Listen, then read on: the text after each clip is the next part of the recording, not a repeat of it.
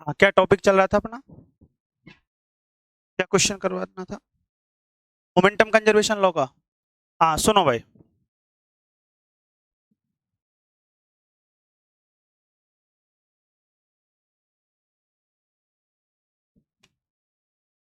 इधर देखो। सबसे पहले बात करते हैं अपन संवेग की। लेकिन मोमेंटम कैलकुलेट करने के लिए सबसे पहले वेलोसिटी कैलकुलेट करते हैं। तो वेलोसिटी ट्रांसफॉर्मेशन इक्वेशन क्या आई थी अपने पास? गैलीलियो का वेग रूपांतरण समीकरण क्या आया था अपने पास? V prime is equal to V minus capital V. यही था क्या? शायद कल नहीं आए थे अपन। पर ऐसे छुट्टी करोगे ना, रेगुलर क्लास में नहीं रहोगे तो समझ में नहीं आएगा, ये नहीं आओ कंडीशन। सुन लिया? रेगुलरिटी बहुत जरूरी है, कैसे समझ में आएगा बताओ? हाँ भाई। V prime is equal to V minus capital V. यहां पे कैपिटल वी क्या है? H dash frame of reference की कांस्टेंट वेलोसिटी। और वी क्या है? ये दोनों पार्टिकल की वेलोसिटी है। वी और स्मॉल, यहाँ पे स्मॉल वी है, दोनों ही वेलोसिटी है। लेकिन ये एच है और ये कौन से फ्रेम में है? H dash frame of reference में। मुझे मोमेंटम कैलकुलेट करना है, क्या करूं? पार्टिकल का मास पता है अपन को, कण का द्रव्यमान कितना है? एम। तो बोथ साइड एम का मल्टीप्लाई कर देते हैं, क्या आ जाएगा? M V prime.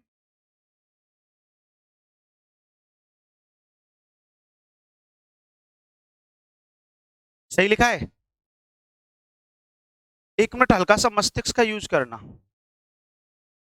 ये तो मोमेंटम बन गए, तो इसको से फ्रेम ऑफ रेफरेंस में पार्टिकल का ये लिख दिया।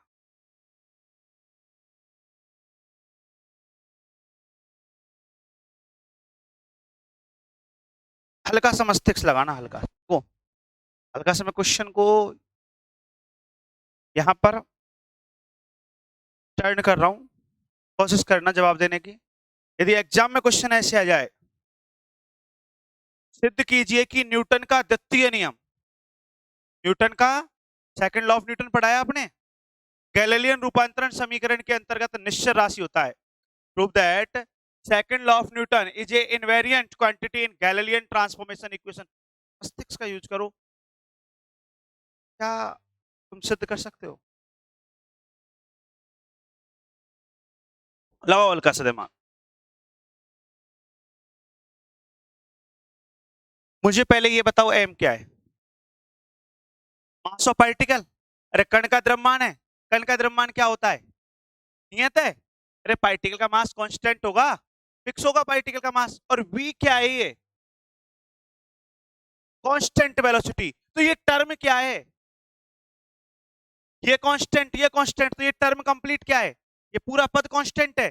मैं यदि यहां पे डेरिवेटिव कर देता हूं with respect to time, derivative कर रहा हूं, बताओ क्या आएगा? सही है? सही है? ये क्या हो गया? हो गया जीरो। चेक कर लो, सेकंड लॉ यही था न्यूटन का। रेट ऑफ मोमेंटम ही तो होता है सेकंड लॉ। किसी कण पर आरोपित बल उस कण के संवेग में परिवर्तन की दर के समानुपाती होता है, यही पढ़ा होगा सेकंड लॉ। ए प्रोपोर्शनल डीपी अपॉन डीटी। उसके बाद के कांस्टेंट का यूज करते थे और सुविधा के लिए क्या मान लेते थे उसको? यही तो पढ़ा है ना अपन ने। ये कौन से फ्रेम में है? ये कौन से फ्रेम में है? क्या आ रहा है? दोनों फ्रेम में इक्वल। इसका मतलब सेकंड लॉ क्या है? इनवेरिएंट, निश्चय। कर सकते हैं ना यहां से?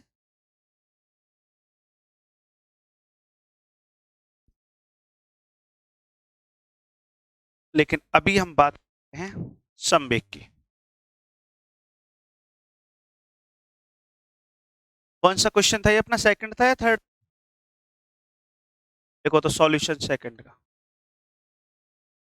सॉल्यूशन सेकंड, और हेडिंग डालना मोमेंटम संवेग। अपन नहीं लिखेंगे, ठीक है?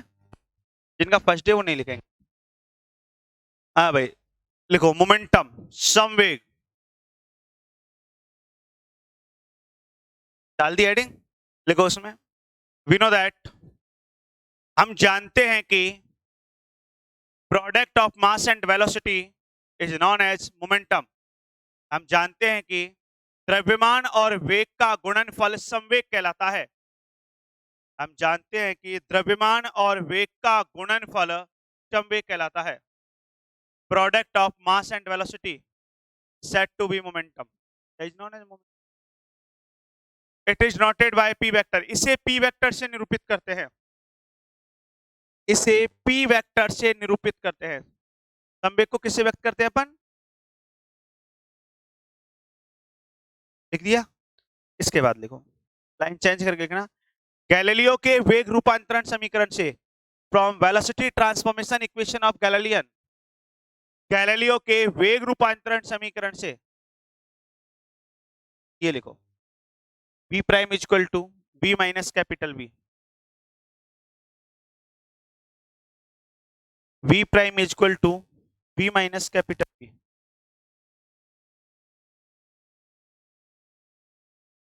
लिख दिया? ये लिख दिया ना। इसके बाद लिखो, suppose mass of particle is small m, माना कण का द्रव्यमान स्मॉल m है, माना कण का द्रव्यमान स्मॉल m है। स्मॉल m का दोनों तरफ गुणा करने पर कर दो both side multiply. Small m का दोनों तरफ गुणा करने पर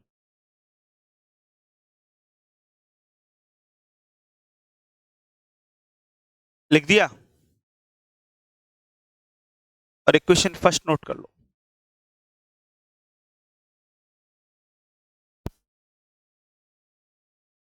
तो क्या बोलेंगे? मोमेंटम क्या है? वेरी कर रहा है क्या? चेंज हो रहा है क्या? अरे दोनों फ्रेम में अलग अलग मिल रहा है क्या? यदि ये टर्म जीरो हो जाती तो मोमेंटम वेरी कर जाता क्या, कि इनवेरिएंट होता? कंफर्म? लिखो दो, it is clear from equation first, समीकरण एक से स्पष्ट है कि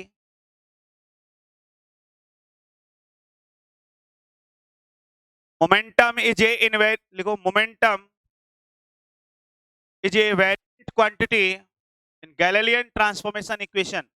समीकरण एक से स्पष्ट है कि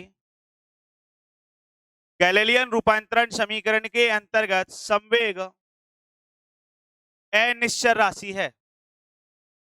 संवेग अनिश्चर राशि है क्या?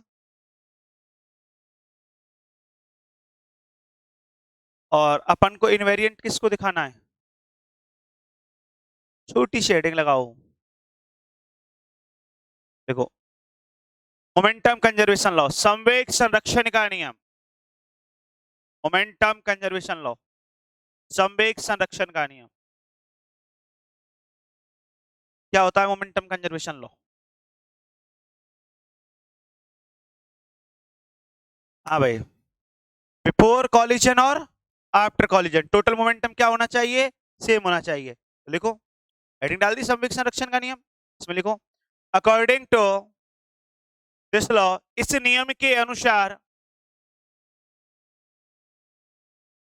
इस नियम के अनुसार अभिक्रिया से पूर्व कुल संवेग,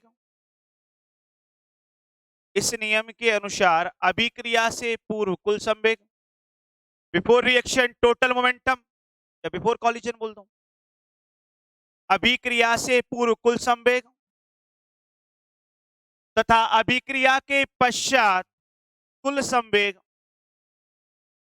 तथा अभिक्रिया के पश्चात कुल संवेग समान है, समान होता है।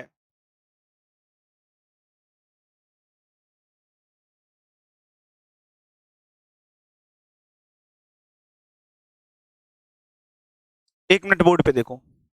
तो सबसे पहले यहां पे अपन एस फ्रेम ऑफ रेफरेंस में बात करेंगे। कौन से निर्देश तंत्र में? एस। इधर देखो,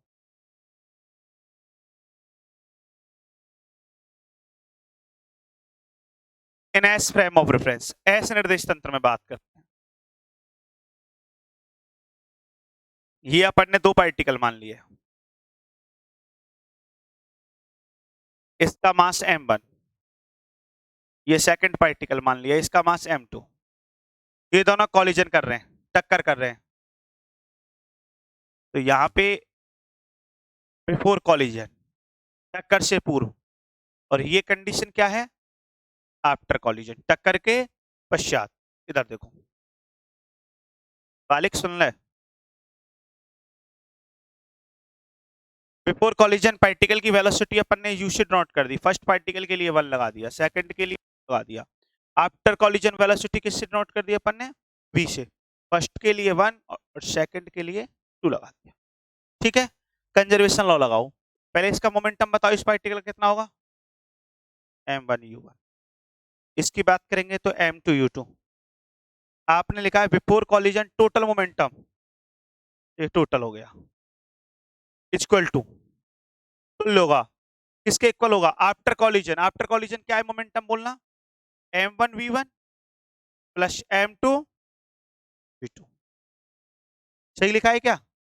इसको इक्वेशन नंबर क्या दे दें अपन? सेकंड। ये काम अपन ने कौन से फ्रेम ऑफ रेफरेंस में किया है? एस में। अब ऐसे ही काम किस में करेंगे? एस डैश में। इसके बाद गैलीलियो इक्वेशन का यूज करेंगे और इक्वेशन सेकंड से या तो फर्स्ट लेके आएंगे या फर्स्ट से क्या लेके आएंगे? सेकंड लेके आएंगे। ठीक है, देखो देखो in S frame of reference, S निर्देश तंत्र में करो भाई नोट।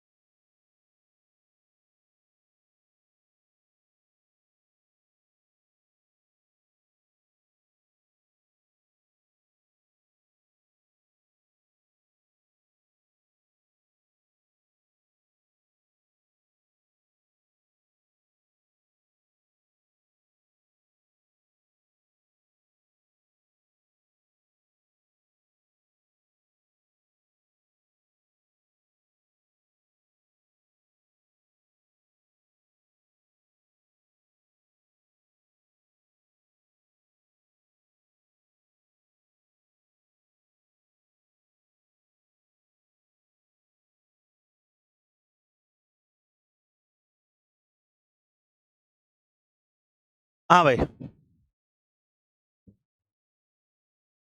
लिख लिया भैया। अब यही काम अपन इधर देखो, सेकंड पॉइंट कौन से फ्रेम में कर रहे हैं? एस डैश में। एक मिनट बोर्ड पे देखना भैया, यहाँ ये बीसीएसी मत लिखना रे, बिफोर कॉलिजन और आफ्टर कॉलिजन लिखना। टक्कर से पूर्व, टक्कर के पश्चात, कहीं अंग्रेज बन रहे हो। इधर देखो, ये मैं प्राइम क्यों लगा रहा हूं इनमें? तो कौन से फ्रेम ऑफ रेफरेंस में अपन स्टडी कर रहे हैं? S dash.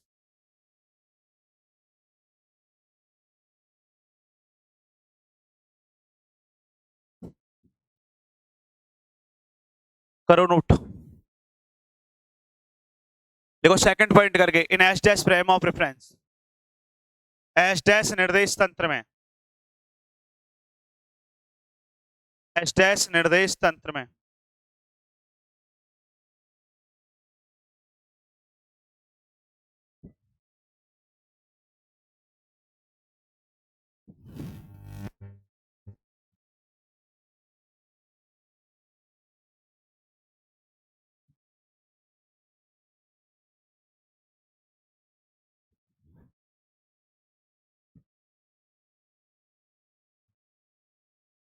अब ये इनवेरिएंट कंजर्वेशन लॉ तो लिख दिया, लेकिन ये निश्चर कब होगा?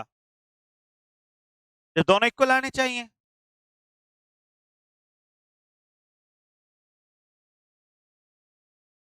लिख लिया इक्वेशन थर्ड तक। इसके बाद लिखो नीचे, यू नो दैट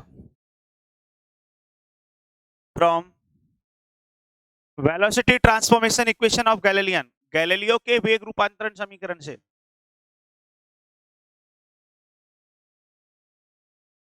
गैलीलियो के वेग रूपांतरण समीकरण से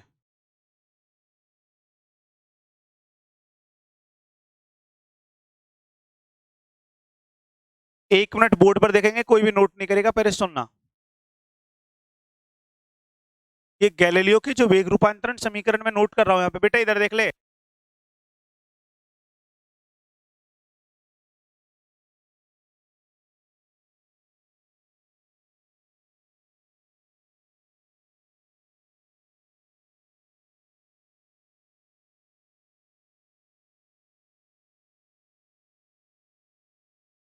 ये कितनी इक्वेशन लिख दी चेक करना।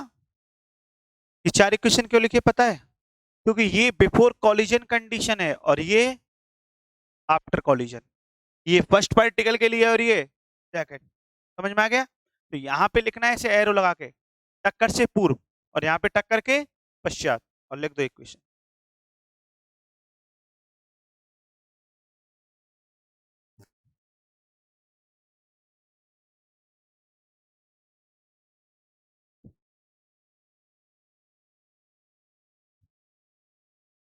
करो नोट।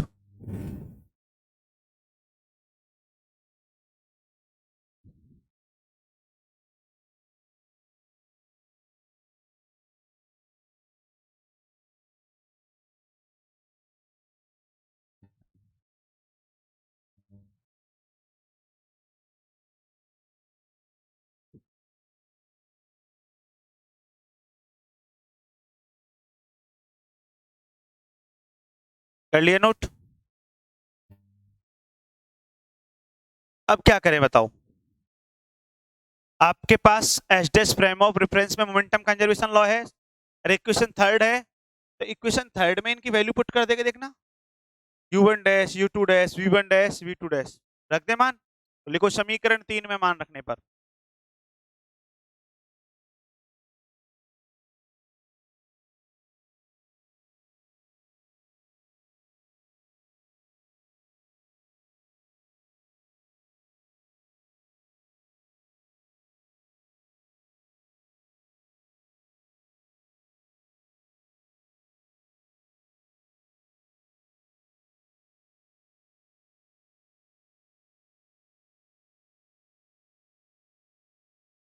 चेक करो वैल्यू सही पुट कर रहे हैं क्या? u1 dash u2 dash v1 dash v2 dash की वैल्यू पुट कर दी। अब अपन मल्टीप्लाई करते हैं, तो m1 u1 m1 v m2 u2 minus m2 v equal to m1 v1 minus m1 v plus m2 v2 minus m2 v। कुछ cancel out हो रहा है क्या, चेक करना। देखो एक minute, minus m1v equal to minus m1v, सही है? m2v, ये m2v, अरे कैंसिल हो जाएंगे कि ये, तो अपने पास क्या आ जाएगा, m1 u1 plus m2 u2 equal to m1 v1 plus m2 v2। Check करो, यही आपकी इक्वेशन फर्स्ट है। इक्वेशन सेकंड से फर्स्ट लेके आ गए हम, सॉरी थर्ड से। एस फ्रेम ऑफ रेफरेंस में यही इक्वेशन है कि चेक कर लेना, सेकंड या जो भी है आपकी।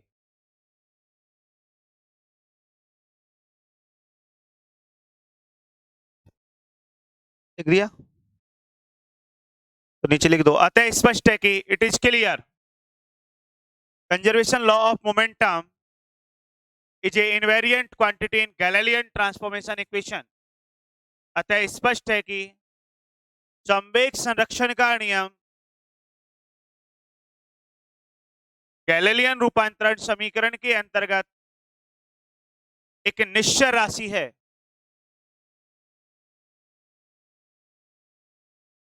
एक निश्चय राशि है। It is clear conservation law of momentum is a invariant quantity in Galilean transformation equation. क्या नेक्स्ट क्वेश्चन क्या है, नेक्स्ट न्यूमेरिकल देखो।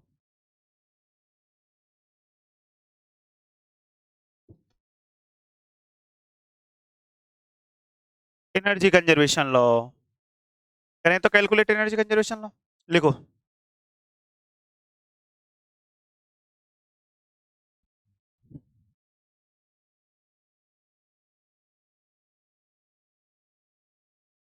सॉल्यूशन थर्ड का।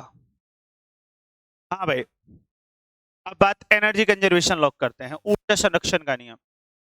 तो वही कहानी, आपके पास कोई भी आइसोलेटेड सिस्टम है, कोई भी निकाय है आपके पास, और उस निकाय में अभिक्रिया से पूर्व और अभिक्रिया के पश्चात, या टक्कर से पूर्व और टक्कर के पश्चात टोटल एनर्जी क्या होनी चाहिए, सेम होनी चाहिए, कांस्टेंट होनी चाहिए, नियत होनी चाहिए।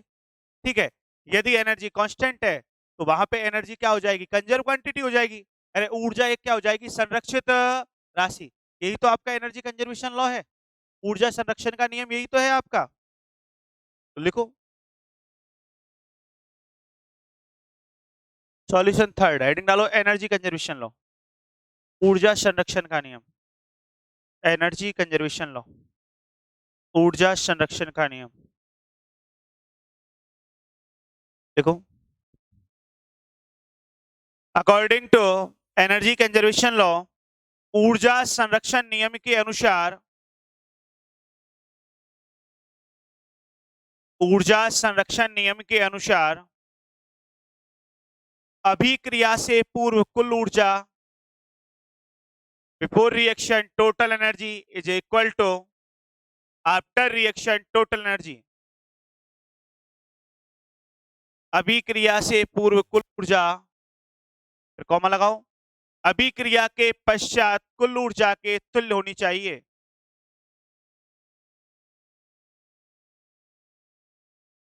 अभिक्रिया के पश्चात कुल ऊर्जा के तुल्य होनी चाहिए। हाँ, इनवेरियंस की कंडीशन क्या है? हाँ भाई, इनवेरियंस की कंडीशन बताओ। निश्चरता का प्रतिबंध क्या है कि दोनों फ्रेम ऑफ रेफरेंस में ये लॉ कैसा मिलना चाहिए, सेम मिलना चाहिए। देखो इनवेरियंस कंडीशन के लिए, निश्चर के प्रतिबंध के लिए यह आवश्यक है कि निश्चरता के प्रतिबंध के लिए यह आवश्यक है कि बोथ फ्रेम ऑफ रेफरेंस में, दोनों निर्देश तंत्रों की बात कर रहे हैं, निश्चरता के लिए यह आवश्यक है कि दोनों निर्देश तंत्रों में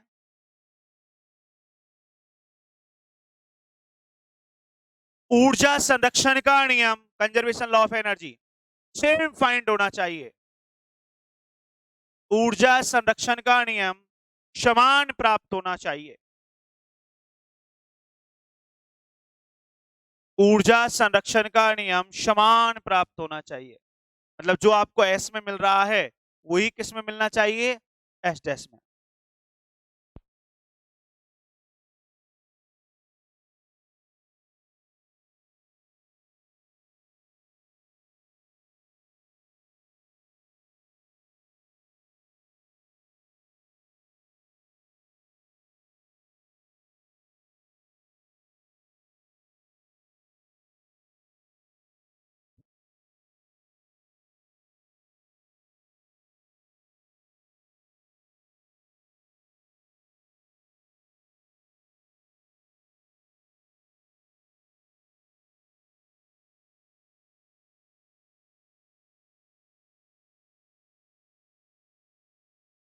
चलो नेक्स्ट पॉइंट पे बात करते हैं।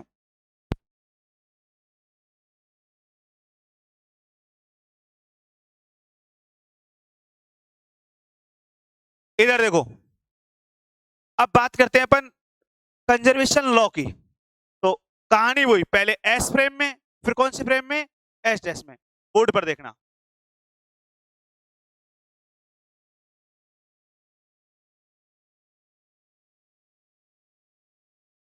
और ऑनलाइन वाले तुम टेंशन मत आया करो, कई बार मैं माइक बंद कर देता हूँ, ऑफलाइन वालों से बात करने लग जाता हूँ, नहीं तुम चिंता में आ जाओ भैया। हाँ भाई, इन एस फ्रेम ऑफ रेफरेंस, इधर देखो बेटा, कॉमन इधर देखो बेटी। हाँ भाई, एस निर्देश तंत्र में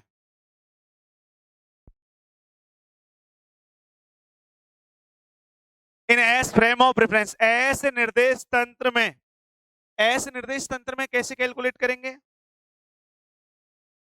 ये एक पार्टिकल ए है जिसका मास अपन ने m1 मान लिया, ये पार्टिकल बी है जिसका मास अपन ने m2 मान लिया। आफ्टर कॉलिजन बात करें, इधर देखना बेटा, ए बी, ये इलास्टिक कॉलिजन है, मास m1 और m2। अब समझने का प्रयास करना। यदि वेलोसिटी की बात करें तो किससे नोट कर दें, u1 u2, after collision v1 v2। लगाओ कंजर्वेशन लॉ। हाँ, इस पार्टिकल की एनर्जी क्या होगी, काइनेटिक एनर्जी हाफ m1 सही लिखा है ना इस पार्टिकल की? हाफ m2, ये कहानी बिफोर कॉलिजन है, यहाँ पे लिखेंगे बिफोर कॉलिजन, टक्कर से पूर्व, और यहाँ पर टक्कर के पश्चात, आफ्टर कॉलिजन। ठीक है, टोटल के लिए क्या लगा दिया अपन ने, प्लस। ठीक है, इक्वल टू आफ्टर कॉलिजन बात कर रहे हैं, क्या आएगा, half m1 v1 square plus half m2 v2 square. सही लिख रहे हैं? एक बार चेक करो सही लिख रहे हैं क्या? प्लस हो सकता है इस कॉलिजन में, टक्कर में एनर्जी की कोई अदर फॉर्म क्रिएट हुई जैसे हीट एनर्जी, जब टक्कर होती है तो उसमें ऊर्जा भी होती है। हो सकता है साउंड एनर्जी, जब टक्कर होती है तो ध्वनि ऊर्जा भी आती है, नहीं होती? टक्कर होगी तो ध्वनि आएगी नहीं आएगी? तो हमने यहाँ पे प्लस क्यू और लिख दिया। क्या और लिख दिया? मैं तुमसे पूछता हूँ ये प्लस क्यू क्यों लिखा है? प्लस क्यू का मतलब क्या है? ये क्यू क्या कहना चाह रहा है? अदर फॉर्म ऑफ एनर्जी, ऊर्जा का अन्य रूप। जब टक्कर हुई है वहां पे तो हो सकता है उसमें ऊर्जा उत्पन्न हुई हो, हीट एनर्जी का प्रोडक्शन हुआ हो, साउंड एनर्जी का प्रोडक्शन हुआ हो। आगे बात समझ में? तो ये ऊर्जा का अन्य रूप है। ये कहानी अपन ने कौन से फ्रेम ऑफ रेफरेंस में डिफाइन की है? कौन से फ्रेम ऑफ रेफरेंस में? एस फ्रेम ऑफ रेफरेंस में। अब किस में बात करेंगे? एस टेस्ट में बात करेंगे। ठीक है, एक काम करें पहले इसमें, फिर इसको इक्वेशन देंगे। इसमें मैं 2 का मल्टीप्लाई कर दूं, ये 1/2 का सिस्टम हट जाएगा। अपन 2 का मल्टीप्लाई कर दें, क्या आ जाएगा?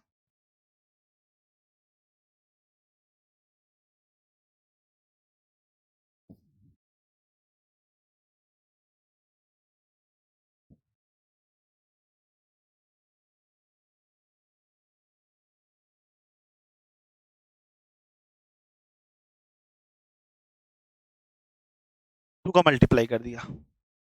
ठीक है, तो एक बार ये नोट करो।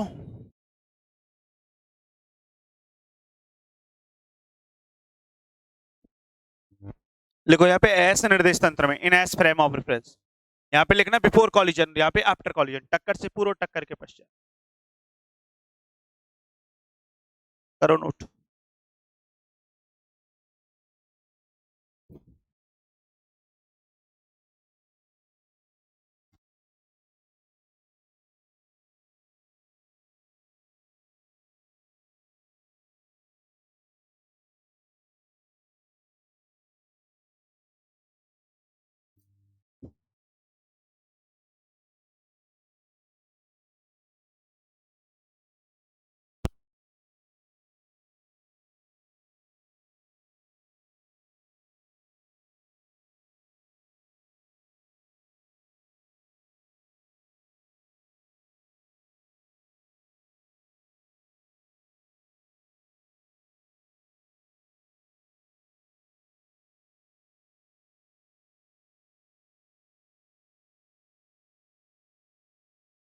लिख लिया? तो ये अपन ने एनर्जी कंजर्वेशन लॉ कौन से फ्रेम ऑफ रेफरेंस में लिख लिया?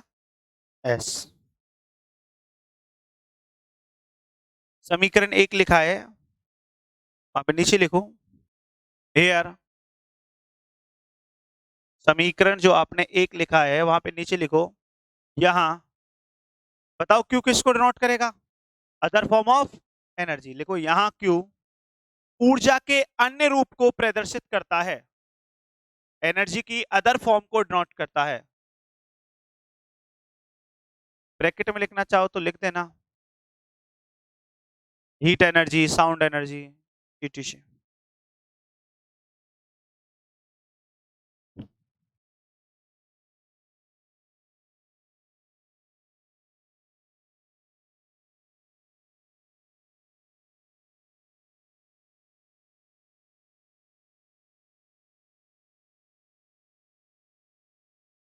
चले आगे भैया, इक्वेशन फर्स्ट आ गई। चलो तो अब बात करते हैं एस डैश में, S prime frame of reference.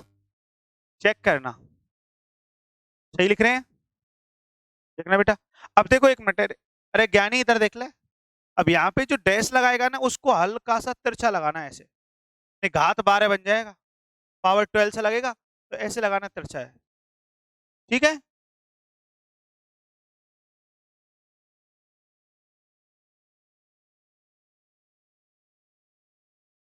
देखो इन H dash prime of reference second point करके, और प्राइम लगाते हुए हल्का सा तिरछा लगाना,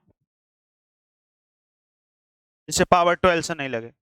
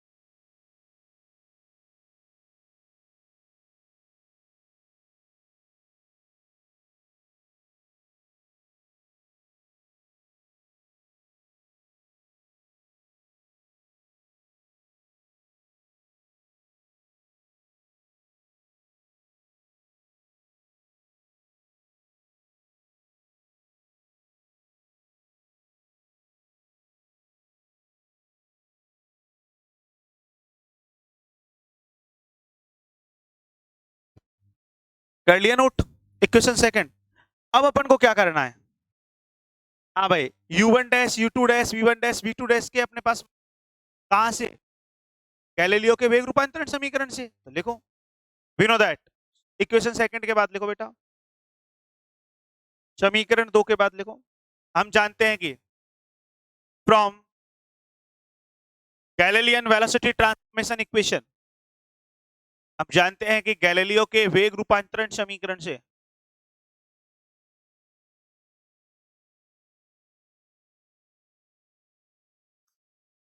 तो कैसे लिखेंगे इक्वेशन, इधर देखो ऐसे एरो लगा के, बिफोर कॉलिजन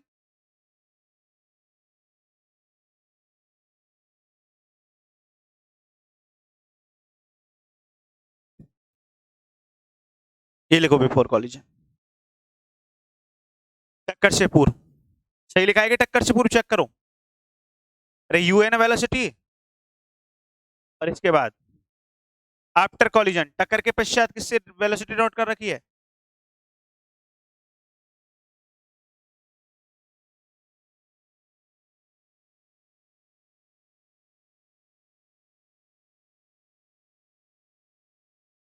एक मिनट सुनना, ये स्क्वायर है, क्या है, इसलिए मैं यहाँ पे नोटेशन दे रहा हूं, इसको वेक्टर फॉर्म में शो कर रहा हूं, वेक्टर लगा दिए, उसका कारण है क्योंकि स्क्वायर है तो मुझे डॉट प्रोडक्ट दिखाना पड़ेगा। ये जानते हो ना, स्क्वायर होता है यदि वर्ग है तो वहां पे स्केलर क्वांटिटी मिलेगी।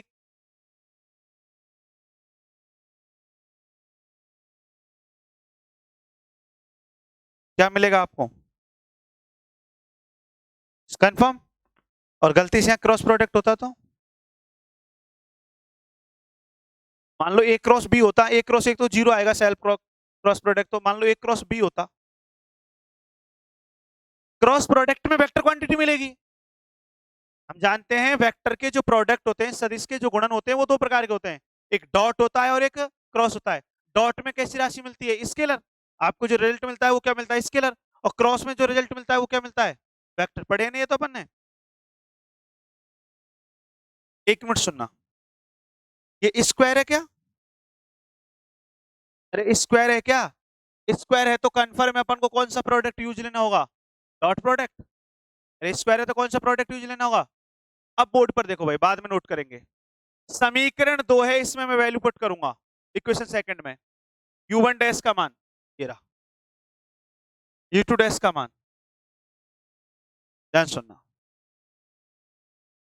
सही वैल्यू पुट कर रहा हूं कि चेक करना।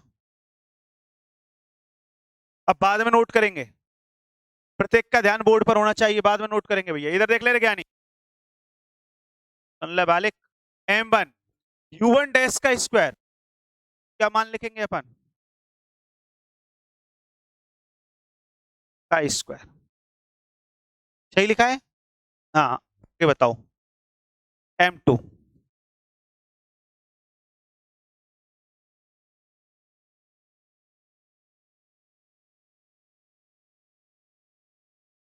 बेटा एक बार चेक करना सही लिख रहे हैं क्या?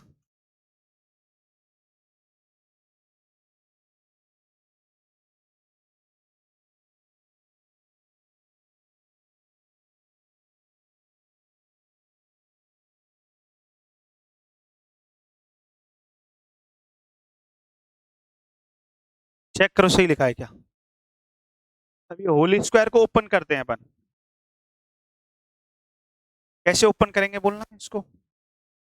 ए का स्क्वायर प्लस बी का स्क्वायर माइनस 2ab, ऐसे करते हो? एक मिनट देखना मैं सही लिख रहा हूं क्या।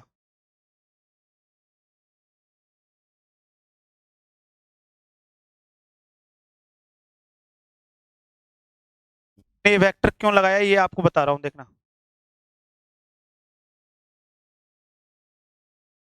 क्या ये सही लिखा है मैंने? पहले ये चेक करके बताओ। ए का स्क्वायर, m1 का मल्टीप्लाई कर दिया ना, बी का स्क्वायर, लेकिन 2ab मतलब इन दोनों का प्रोडक्ट। अब प्रोडक्ट करेंगे तो स्क्वायर है, तो डॉट लिखेंगे या क्रॉस लिखेंगे? डॉट। डॉट क्यों आएगा? क्योंकि स्क्वायर है, स्केलर क्वांटिटी मिलेगी। समझ में आ गया ना? हाँ भाई, इसको लिख दो।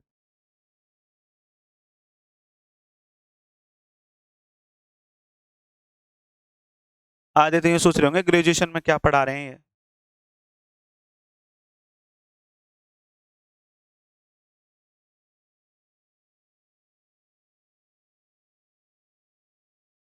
ये बेसिक तुमको 9th क्लास में पढ़ा देते हैं गुरुजी। अरे थानागाजी वासी,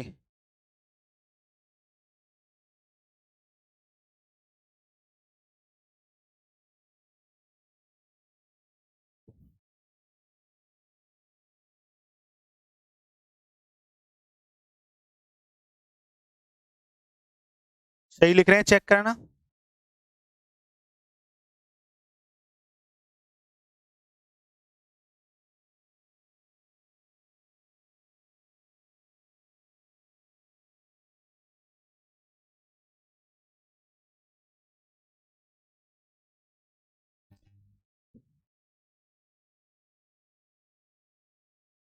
पहले चेक करो सही लिखा है क्या।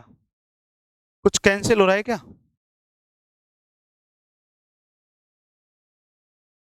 चेक करो कुछ कैंसिल हो रहा है क्या।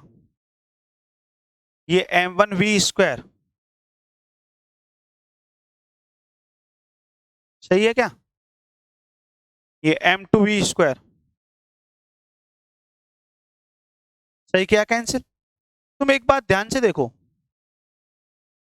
ध्यान से देखना, m1u1 स्क्वायर m2u2 स्क्वायर लिख देंगे, लेकिन यहां पर 2m1 डॉट भी कॉमन आ रहा है।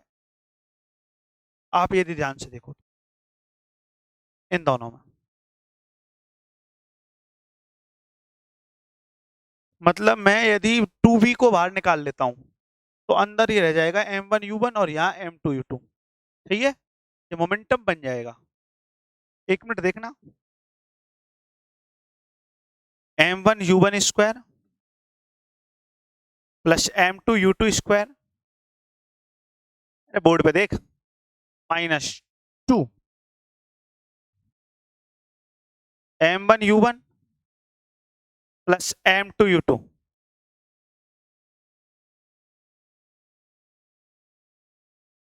ये समझ में आया कैसे लिखा है? इसमें भी डॉट भी आ रहा है, इसमें भी डॉट भी आ रहा है, तो दोनों में डॉट भी बाहर निकाल लिया, -2 बाहर निकाल लिया तो m1u1 और m2।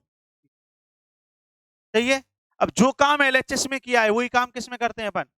आरएचएस में। तो यहां से लिखेंगे अपन m1v1 square plus m2v2 square,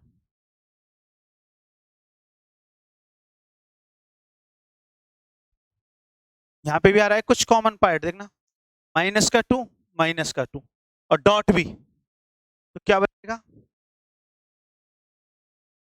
m1v1। देख ले ज्ञानी इधर है,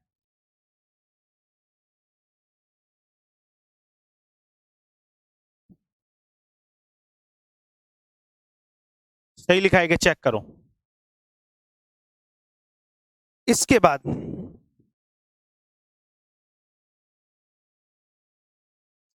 फ्रॉम मोमेंटम कंजर्वेशन लॉ, संवेग संरक्षण का नियम क्या बोलता है आपका बोलना? मोमेंटम कंजर्वेशन लॉ क्या है? m1u1 plus m1v1 plus m2v2।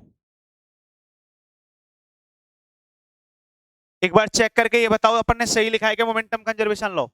यदि ये दोनों बराबर हैं, एलएचएस के स्थान पे आरएचएस लिख सकते हैं और आरएचएस के स्थान पर यदि मैं यहां पर m1v1 प्लस m2v2 लिख दूं, ये दोनों तो कैंसिल आउट हो जाएंगे। समझ में आ रहा है? ये दोनों क्या हो जाएंगे? Cancel out. क्या बचेगा कैंसिल आउट हो गए तो? ये दोनों कैंसिल आउट हो गए तो क्या बचेगा बोलना? m1u1 स्क्वायर प्लस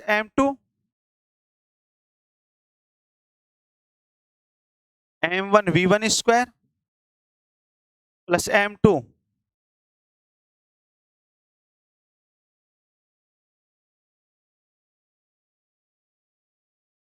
चेक करो, ये तो एस फ्रेम में आ गया एनर्जी कंजर्वेशन। सही है। कोई टर्म ऐसी है इसमें जो समझ में नहीं आई हो आपके? कहां तक नोट कर लिया था अपन ने? आफ्टर कॉलिजन, ये करना है।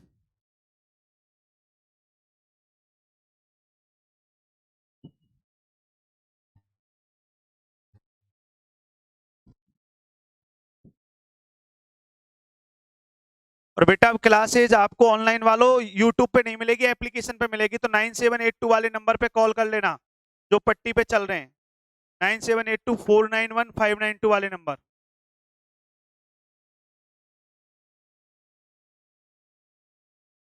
अब अपनी क्लासेज एप्लीकेशन पे चलेगी।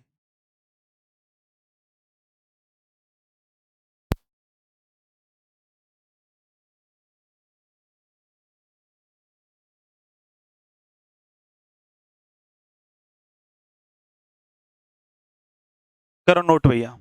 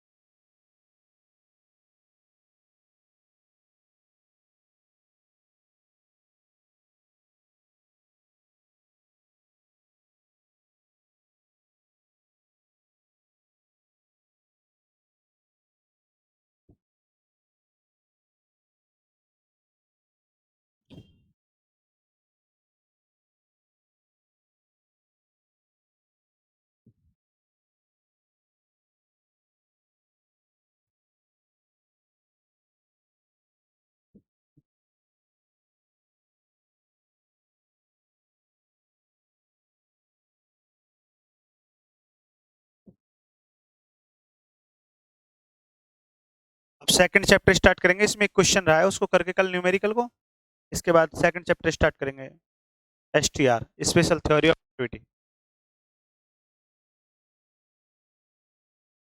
और वो अपने एप्लीकेशन पे पढ़ेंगे भाई, ऑनलाइन वालों। हाँ